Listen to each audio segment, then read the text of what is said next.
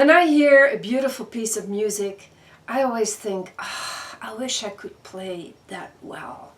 And it seems so easy. Whatever it is, piano, violin, I'm in awe what these people can do.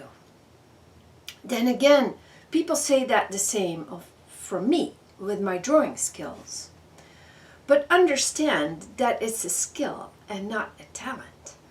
I was not born with the capacity to make a detailed drawing with a pencil.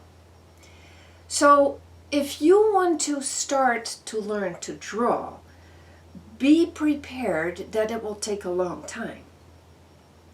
Also, do know that starting to draw, learning to draw, is not about drawing at all. It's about creating pathways in your brain that connects you to the right side of the brain, if that makes sense. I use Betty Edwards' book, The Right Side of the Brain, and because I find her methods very, very effective. So don't think that today, when you leave class, that you already know how to draw. It is a long journey, it's a personal journey, but the thing is that you can make it your own and you never lose that skill. You never, once you learn to ride a bicycle, you never can unlearn it. So there are many, many good benefits of learning to draw. You can do it into old age. You keep your brain working, which might have benefits that we don't even know about. But you do see immediately what you are doing. There are some tricks to the trade, because if you're judging yourself too hard and you compare yourself to others and your progress, then that might stop you from really learning to draw. So don't judge, that's a very important thing. And do the exercises very meticulously. We're going to go to some demonstrations. Again, it's not about drawing right now. It's about creating the right mental attitude to open yourself up to a different world. Because when you look at the world from your right side of the brain, it is completely different. We're going to look into it, what the difference might be, but it's not a theory class. It is really that you learn to draw from experience. It's going to be your handwriting. It's going to be just like when you started longhand writing when you were a child. It takes tremendous focus. And because of the level of difficulty, it might get you into a flow, a state of flow. That is what happened to me, and that's why it really made me happy. I became addicted to that kind of quiet observation of the world. Let's go look at the demonstration and let's surrender to a different observation of the world.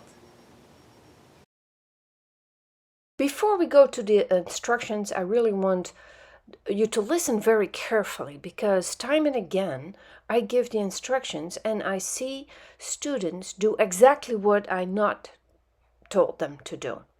This student, by the way, is looking at her hand, but actually with one eye she can look at her paper. The idea is that you turn away from your paper and you cannot look at your paper at all. So twist your body more than she is doing and resist the temptation to look at your paper at any time, not peeking through the side of your eyes or anything. You are not looking at your paper. Then do not draw the outline of your fingers.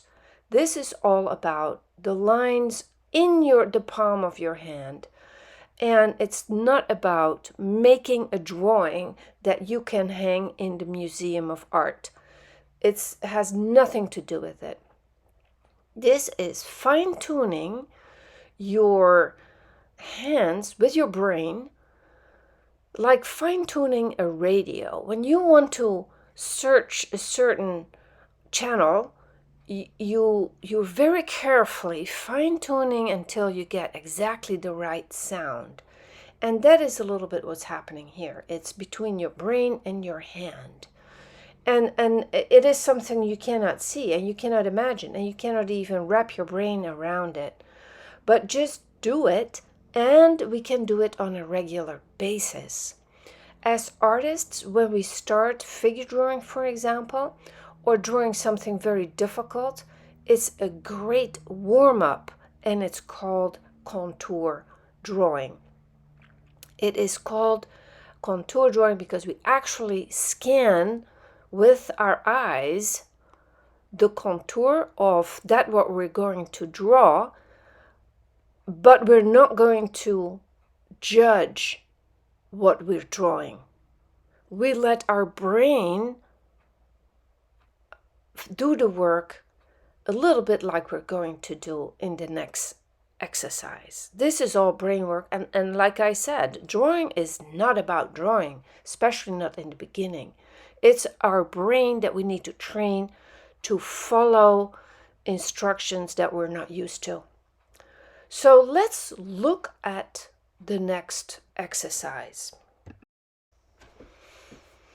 We have an outline of something that is different for left-handers as right-handers. This is a famous exercise from Betty Edwards. We're going over the line, calling every single name that we see. We're saying forehead, nose, upper lip, lower lip, chin, neck. You can do this a couple of times, so you for sure know what you're doing. Now I want you to make the mirror image, and you will understand how hard this is and how your brain is getting in conflict. Erase it when you need to.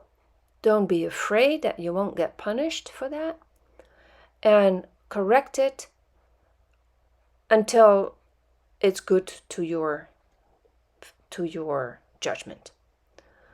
A lot of people turn it upside down. A lot of people are super smart. The idea is, however, to do the best you can from this perspective. Erasing already is something that people have trouble with because that's how they were trained. We are retraining the brain.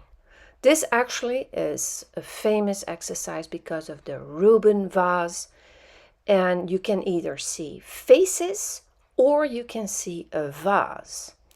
And the Rubin vase was made famous by Danish psychologist Edgar Rubin in 1915. And the idea is that the edge, the border, could mean two different things. If I would make the faces dark, then you have two faces, but you can also have a vase. And whoever has tried to make a symmetrical vase knows how hard this is. I've seen paintings in museums that totally are crooked. So this is a very, very important exercise to get this right. Escher was a graphic artist in the Netherlands, made these weird images of two images that have a negative and a positive, and they grab into each other. So the border of one is immediately the border of another one. Look him up. It's very interesting what he made.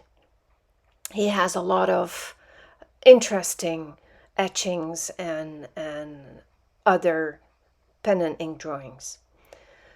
I just want to mention him because he really personifies this idea of one edge makes two images.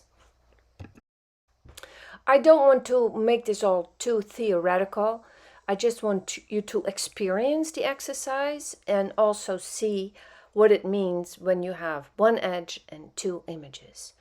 Now, the next exercise is also going to be very interesting, and we're going to copy this line drawing, this very complicated line drawing, upside down.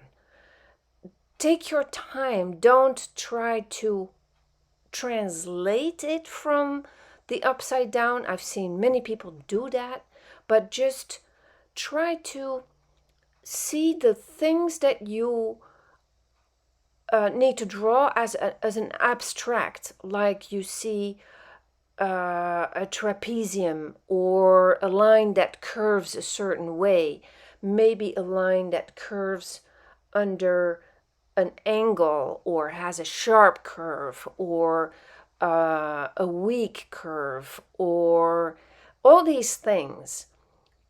Eyeball it and do the best you can. This might take a couple of hours to do that. Another thing that I need to say about this is, if you make a mistake and you see that you're making a mistake, you see that it's not exactly what you think it is, don't settle for a compromise. It is like making a little lie. That lie goes further and further, becomes bigger, because now the relationships with the other shapes are affected by it.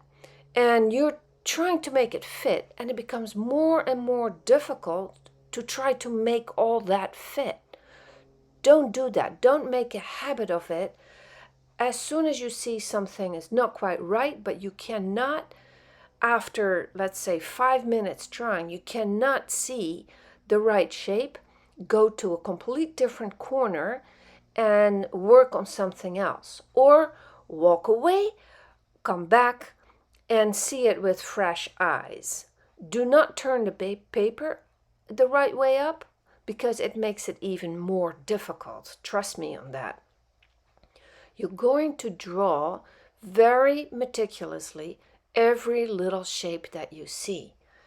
And this is also causing a lot of trouble in your brain, because you think you know certain things, and it's really all about observing and seeing exactly the shapes as they present themselves to you in this drawing.